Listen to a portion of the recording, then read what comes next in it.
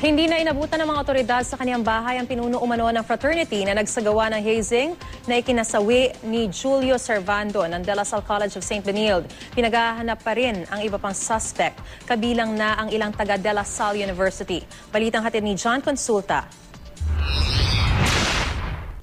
Bitbit ng NBI Death Investigation Division ang subpina para kay Cody Morales nang puntahan ng kanyang bahay sa Makati. Isa umano si Morales sa mga kasamang nag-hazing nung Sabado na ikinamatay ng De La Salle College of St. Benilde sophomore student na si Julio Servando. Si Morales daw ang pinuno o Grand Triskelion ng Tau Gamma Phi Fraternity CSB chapter. Meron kami subpina, no, para pagdating ng boss mo, ibigay mo to sa kanya. Okay. Ha? Nakakamo galing dito ang NBI. Pero sabi ng mga katiwala sa bahay, Lunes pa raw umalis doon si Morales. Sir, start pa lang to. Meron pa mga susunod tayo sa pinahan. Definitely. Meron na tayong mga complete names ng mga possible suspects. Kasamang ama ni Julio, nakipagpulong ang NBI kay Dr. Voltaire Mistadis, Registrar ng De La Salle University. Dahil yan sa paunang investigasyon na bukod sa dalawang taga-College of St. Benilde, may 3 estudyante ng DLSU na miyembro raw ng Tau Gamma Phi at sangkot daw sa hazing ni Julio.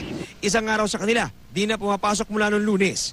Nakuha ng NBI ang buong pangalan at litrato ng mga sinasabing miyembro ng Tau Gamma Phi. Pero tumanggi muna silang ilabas ito sa media. Ayon sa universidad, bago tanggapin ng isang enrollee, pinapirma ang estudyante at magulang ng waiver na di sila maaaring sumali sa frat. Kapag napatunayang sumali ang estudyante, maaari siyang mapatalsik sa universidad. Anybody who has information about this case, contact me through NBI or police. And pwede naman tayo mag-usap sa inyo eh. Although pinatay nyo na anak ko, I'm still open to anything.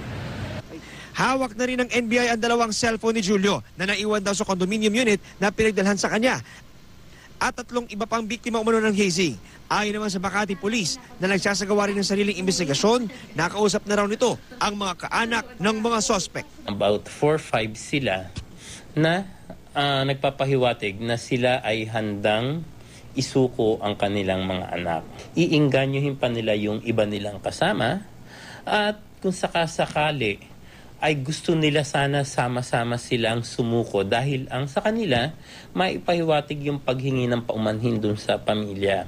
Nakikipag-ugnayan ng NBI sa Bureau of Immigration para matukoy kung sino sa mga nasagot na personalidad ang narito pa rin sa bansa o di kaya naman ay umalis na ng Pilipinas. John Consulta, GMA News.